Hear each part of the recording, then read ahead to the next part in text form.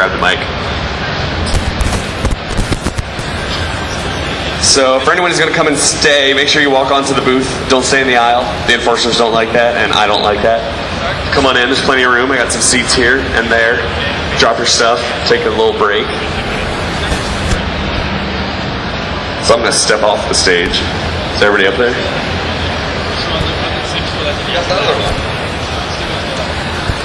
All right, before we start, 2 questions that I know. Well, actually, hold on. My mind is blanking. What are the 2 questions? Transfers. Oh yeah, 1.2. Duh. Okay. 2 questions I know someone somewhere is going to ask. One is, when is Game Update 1.2 coming out? The answer is soon, very soon. Isn't that right, James? Well, I thought I said like within a week. Just kidding. I don't know what he's talking about. Just kidding. He had been hit in the head before he said that. And we'll be hitting the head again if he says it again. Yeah, so 1.2 is coming very soon. I hope. Just kidding. I hope that we'll have more news to share on that next week. And the other thing that I know a lot of people have been asking about and questioning us on is the possibility of character transfer being available. That is coming. It is a high priority for the development team. They're working on it right now. Well, maybe not right now. It is Easter Sunday. Anyway, yeah, we're working, but not on character transfer. So anyway, look, the point is, Asia Pacific character transfer is the first step in the process. That's going to happen right after 1.2 goes live. And then after that, we'll be implementing a larger and more robust system for character transfer. That will include, by the way, character copy to the public test server. So when the next large patch comes along, you should be able to copy your character across the will and test things out, unlike the manual process which we've been dealing with up till now. So, there you go. I guarantee someone will turn up in the middle and ask the question anyway, but yeah, that's your cue to laugh at them. All right, there we go. Cool. So, Q&A. So, why is this mic going in and out? It's weird. No, we're good. Why don't you guys all introduce yourselves and what you do before we start asking questions? I'm Emmanuel Uzinke. I'm the Technical Design Director on Star Wars: The Old Republic. I'm James Olin. I'm the Game Director. I'm Damien Schubert. I'm the lead system designer for the project. Corey Butler, live producer. I'm Cameron Winston. I'm a combat designer on the project. And this is Stephen Reed, community manager.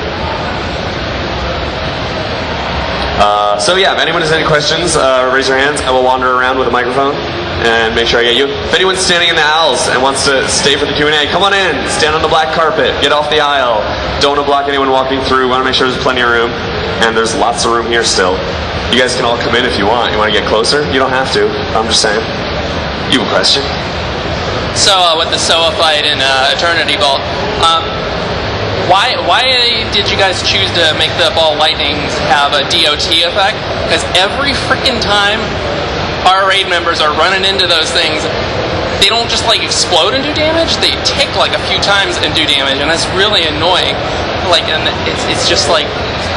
I wish you guys would have like a line or something from the ball lightnings to show like whose lightning it is, because it gets really confusing in the heat of the moment.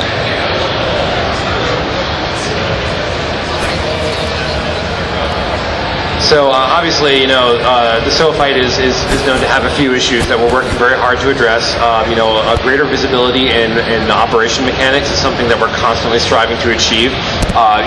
Certain effects that are set up as a damage over time effect versus instant effect is part of the difficulty of an encounter, and the operations designers take that into account when they're making these kinds of decisions. So I guess the first answer to your question is damage over time effect because that was what the designer felt was the best solution for the challenge level of the encounter. And the second thing is, why is it hard to see where the ball lightnings are attacking? That's definitely something we'd like to improve visibility on, and we're definitely working to make some improvements to the SOA fight in the future. But yeah, it's something we'd always love to do is communicate our mechanics better to you guys.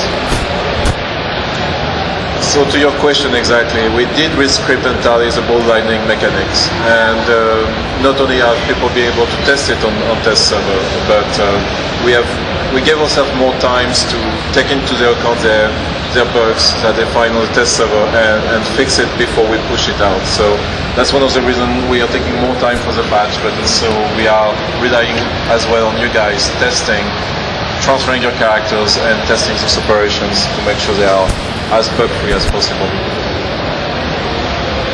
Is there any intention to do group ship combat, like multiple people in one instance? Someone said ship combat, and James was like, what? We are not talking about new ship combat features at this time. But we are exploring stuff. We have a whole team devoted to the space experience, so you are going to hear announcements in the future, this year. Don't we also have a secret project that you like to talk about? There's a secret project. Questions? No. With 1.2 KP on Nightmare is going to drop black hole accommodations. Is EV Nightmare also going to drop black hole?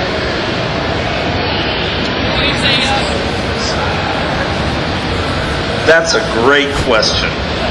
I don't think we have any of the item guys here, right? We don't have the itemization team here, but I can tell you that the itemization 1.2 has pretty much undergone a thorough revamp in order to make the various difficulties map correctly to the rewards that you get for them. And they're going to continue to iterate on that and get better at that as we release these next patches as well.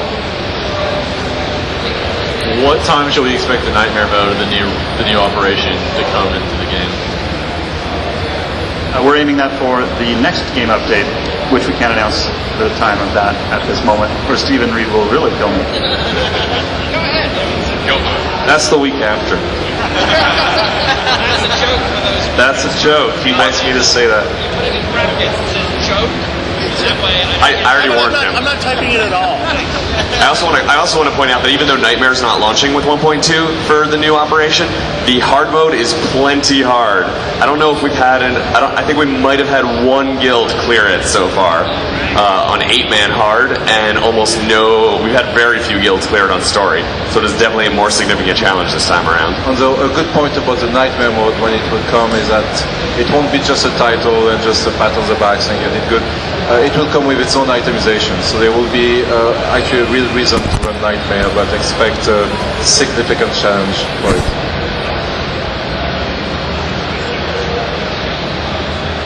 Are you working on a fix for the interrogator boss for Directive 7? Yes.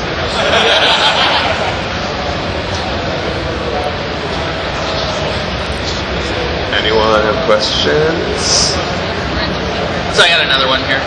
Out of all the classes, Sith Warrior is the most undertuned. I like the tank out of the 3 tanks between Power Tech and Assassin.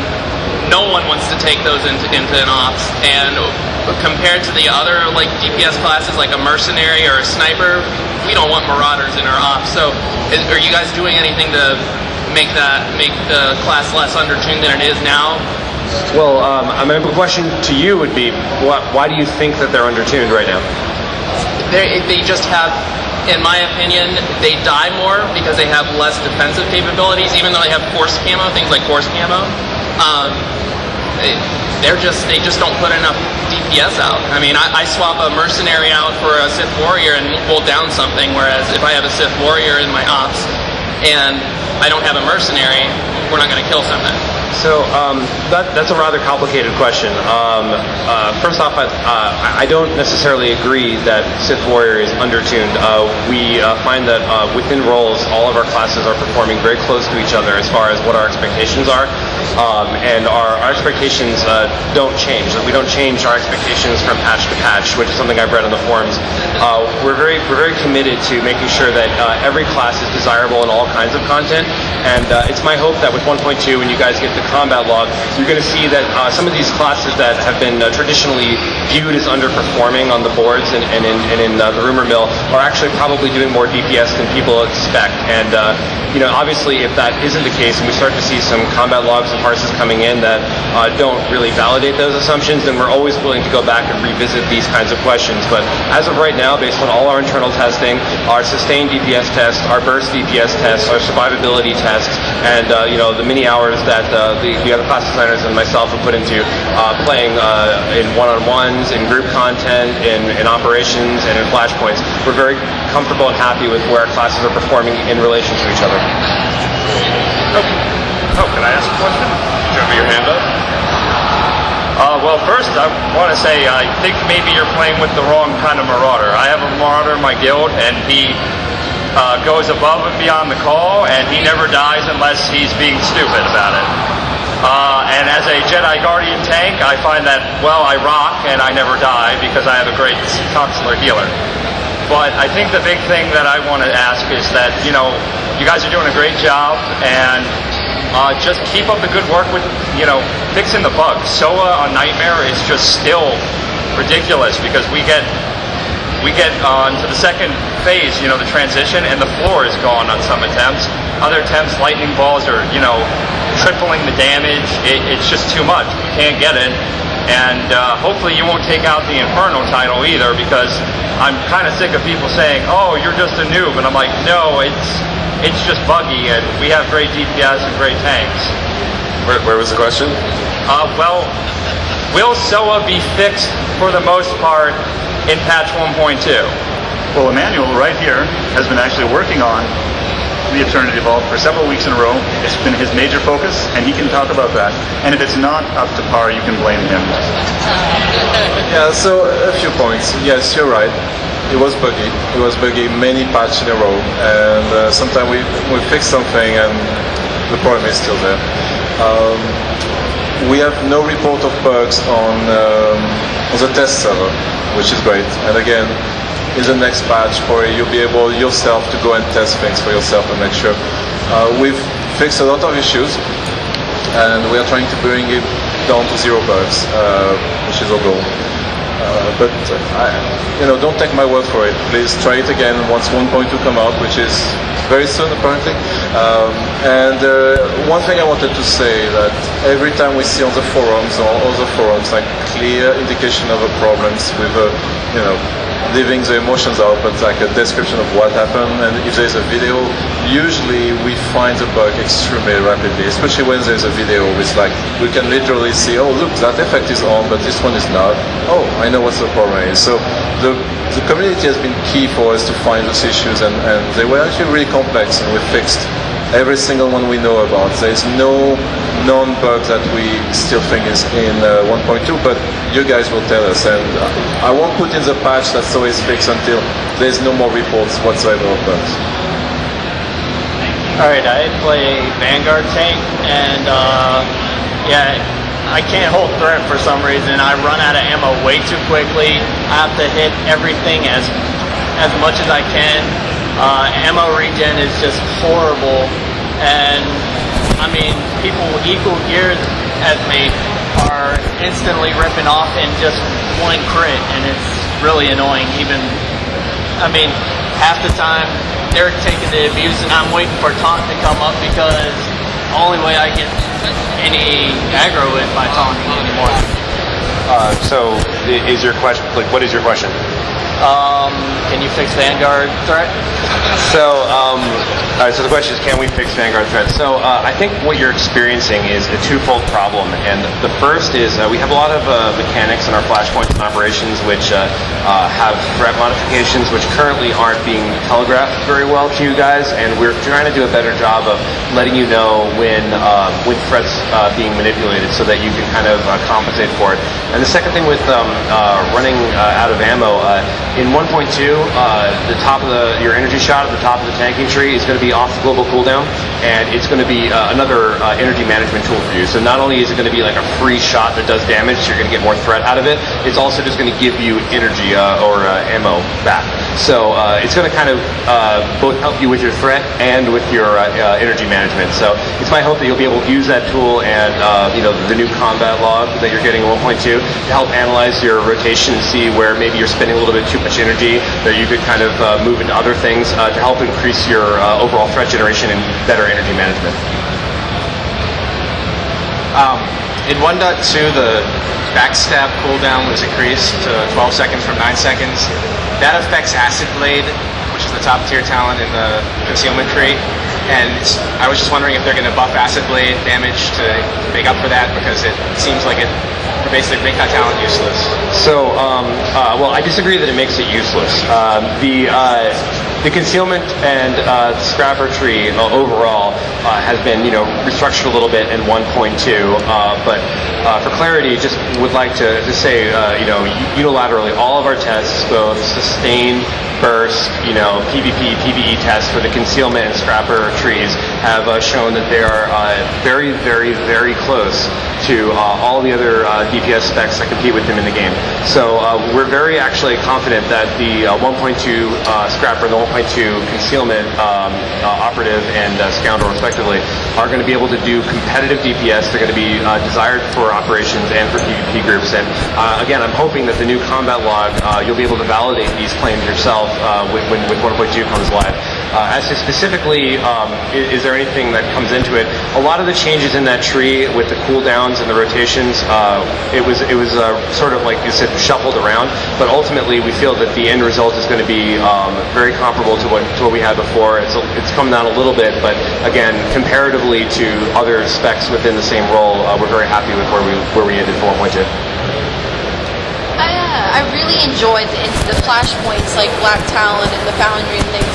Is that something that we could see in big patches, or is that something we'd have to wait till next expansion to look for? So you're specifically talking about flashpoints, which have more of a story focus. No, you don't have to wait till the expansion. We have, when you play Rise of the Rakghouls, that is very much story focused. We're going to be alternating between flashpoints that are very story heavy and ones that are a little bit more story light. So yeah, you don't have to wait that long. There are clearly some characters that have a complex rotation in battle, and there are some characters that are much more easy sort of to play from a DPS standpoint. Is that a design decision, like an actual design decision, or is that just how it came out? So yes, they are designed. So the goal with different specs, right, is to give different players who have different desires in their playstyle different ways to express both their Star Wars fantasy and the way they like to do damage. So some people out there are going to really the arsenal tree is going to really appeal to them. They just love hitting people with tracer missile, and that's what they want to do. Other people are going to really appreciate the kind of gameplay that a Watchman brings to their combat rotation. So I guess the answer is yes. We do design a different DPS experience for every class, a different tank experience, and that's to try to make the game feel more alive and to make your choices matter more, because choice is very important to us. It's also important to us that we have rotations that are complex for the players that really crave that level of complexity, and we also have some classes and rotations that are a little simpler and a little easier for people to get a handle on. That's just part of creating that sort of variety of experience and that understanding that people have different expectations of how complicated they want those rotations to be when they play the game. Those of you in the aisle, can you guys just move in a little bit? Make sure you're on the black carpet. I don't want anyone blocking the aisle. Thank you. Did anyone who before I go back to some people who have more questions, did anyone not get to ask a question yet that wants to? Yeah, I see some people back here. So, as a guild leader, it's really hard to recruit. The Realm forums, where it's like A to F, your guild recruitment things get jumbled. Other people on other servers are looking at the wrong stuff. Are there plans to make Realm forums, or is that something that you guys are happy with how it works now? So we made the decision to go with what we call server forums after a lot of research into other MMOs who do or had done server-specific forums. It was a combination of two factors. One was basically forums often being very empty or pretty much having no activity, and the second was forums, in particular PvP forums, becoming pretty much a cesspit of insults and screaming and basically tantrums. And unlike some other MMOs, we have a fully active forum moderation team who are on call basically 24/7, and when faced with 200 plus individual forums that they'd have to moderate, it was basically going to be a little bit too much for us to do. So we felt that those two combinations of factors meant that server forums would be something that we would like to try out. So we already kind of modified that to sort of improve that experience, but we're really open to feedback. You can have a chat with me afterwards if you like, or we can talk about it in more detail to try and improve the experience.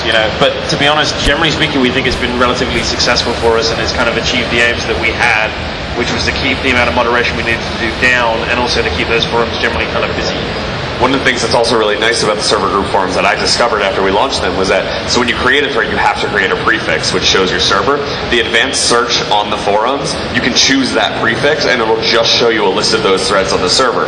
So we're trying to get that word out for that, so that way if you are looking for a guild or you're looking to recruit, you can just do that search, see every thread that's just relevant to your server. It's an easy way of having a server-specific page to look at. Someone over here had a question, right? There you are. Thank you. I love your game. It's really great. You can really tell all the love that's been put into it from the community. I'm wondering, are you going to make any smaller type races, like maybe Ewoks for the Republic or Jawas for the Empire, available maybe through the Legacy system or something? Any player races that we ever add will need to speak human. And so right there, Ewoks and Jawas are probably right out. So maybe in the far future, we might get a little bit crazier. Like I think I talked about that on Friday. It would be really cool to be able to play a droid, but you won't be seeing that anytime soon. But it's something that we've talked about. So maybe allowing a player to play a Jawa in 2015. You heard it here first. No, I'm just kidding. I'm just kidding. He said jokingly. Jokingly. Anyone else new before I go back to the repeated peoples? In Warzones right now, when the Sentinels and Marauders and tanks, the Force Stun / Force Choke doesn't activate with the Resolve bar. So basically you could have your full Resolve and then they'll Force Stun, Force Choke you, and you still go up in the air and have that happening to you. Like, is that supposed to happen, or is it just like class specific? Like, so awesome. That's the second time I've kind of heard that question over this weekend, and it's definitely something I'm going to have to look into when we get back, to Austin. But I mean, I can tell you the design intent is obviously. I don't know if you read the Q&A that we did yesterday, but stuns and sleep effects and knockback effects are not supposed to impair your character's movement when you have a full resolve bar. If that's happening, it is a bug.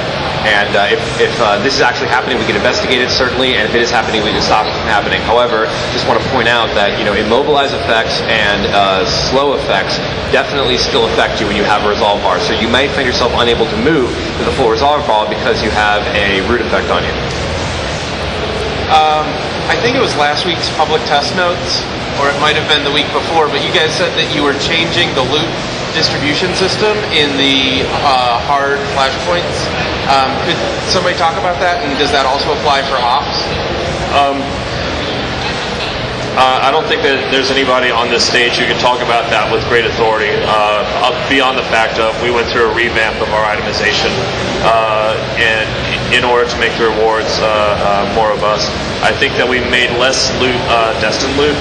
We removed destined loot. We removed destined loot. This was the idea that we would drop loot that was designed only for you, and that even if there was someone else that could use it, you would be the only one that could take it. We still like that idea, and we might want to come back to it in the future, but clearly the implementation that we did right now is causing more problems than it was solving. So that's the biggest change that you're going to see, that and the change, the tokenization of the various dungeons. For combat design on the Guardians or Juggernauts, they have one 12-second cooldown that's an AoE and one cone that costs a lot and it doesn't do damage. And when you have like 4 troopers, 5 troopers, 6 troopers in your raids that can drop 10 AoEs in like 5 seconds, you lose aggro in a trash pack instantly. It's not even competition. Is that meant, are Juggernauts and Guardians meant to be single target, or Is there going to be anything to help with AoE threat? So we definitely don't mean a tank to be the single target tank or the AoE tank like that. That's not part of the design. We want tanks to be successful in all their situations.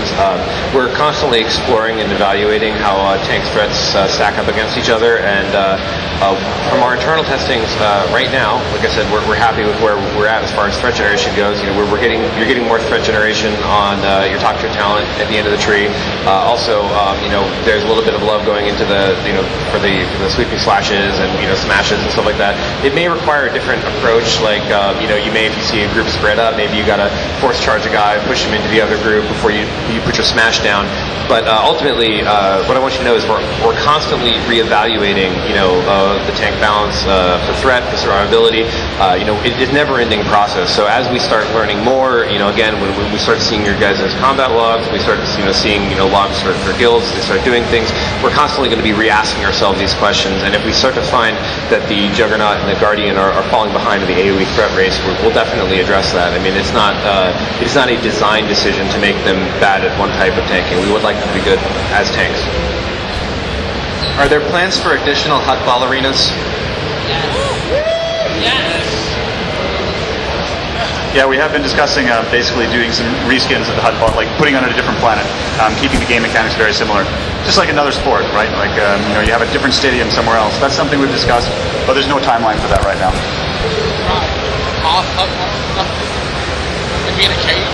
So I heard a rumor that Lucasfilm didn't want same-sex relationships between your companions, and as a female IA, I really want to bang Calio really bad, and I'm disappointed that it wasn't in there. So is there plans to implement that? Can I retroactively romance Calio when it's put in, or is it even going to be put in?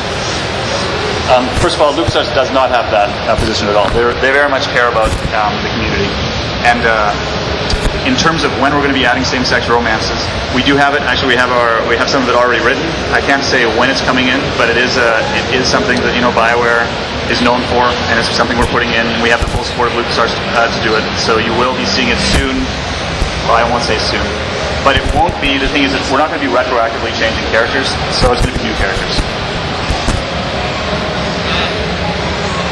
Anyone who hasn't asked a question yet? You, sir. Hi.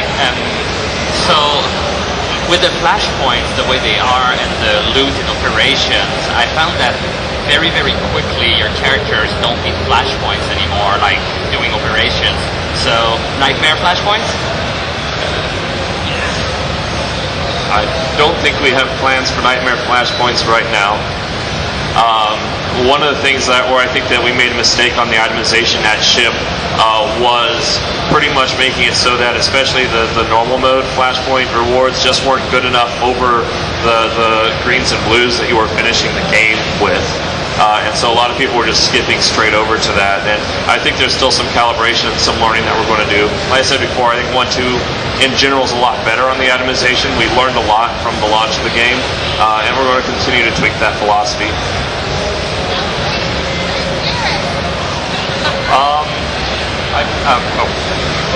Fine. This is actually a request from my guildmate that the flashpoints seem to be kind of iffy from the Star Wars not the flashpoints, the ops kind of seem weird for the Star Wars universe, and he was wondering if maybe in the future we're going to get an ops where we assemble our raid, our ops group as a strike team going on say if we're Republic going on to a capital warship on the opposite side and taking down one of their generals or something. That could be in the future. We've definitely talked about that. We definitely want to push the Star Wars experience as much as possible. One of the things about all of the in-game content in particular is that we're struck by this balance where we want to be sure that we can push the lore as much as we can, but at the same time, it's really important that the challenges that we present to the two sides and the itemization we present to the two sides is roughly equal. So especially for right now in the immediate future, we're focusing on third parties that both sides can hit on. But do we want to get to a place where you're doing a little of that direct conflict? Yeah. Do I have an ETA for you? No. But I will say we have big plans. So. I think we got time for one more question. Is anyone not asked a question that really wants a chance to? Yes. Better make it a good one. No pressure. So, there was one spot in, I think, Mandalorian Raiders, which is a flashpoint. Can you speak up just a little bit? Sorry, there was one point in a flashpoint, I think it was Mandalorian Raiders on the Republic side, where you actually get NPC versions of the Imperial troops that come in, and it's like another party that you're fighting against. Is there anything like we would have a PvP version where you would have like a quest on top of fighting other people? Like, is there anything like that you guys are thinking about at all? That is a great question for Gabe, who is not here right now. We're going to be doing a lot of experimentation with flashpoints and operations in the future. It's something, we want to do, eventually we want to have that operation, that replicates the end of Return of the Jedi, where you have like a space mission mixed with like the Death Star mission mixed with fighting Ewoks, except we won't have Ewoks. But that's, we want to have that kind of multi-stage operation. That's the final dream, and we want to have to do a whole bunch of different things in between that. So yeah, you're going to seeing PvP in an operation or flashpoint, that would be a great experiment. I don't know if we're going to be able to do that, but we're considering all sorts of different and original ways of presenting flashpoints and operations. Cool. So with that, how about we give a big hand for the developers? Thank you guys very much. So the team here is going to hang out for a little bit.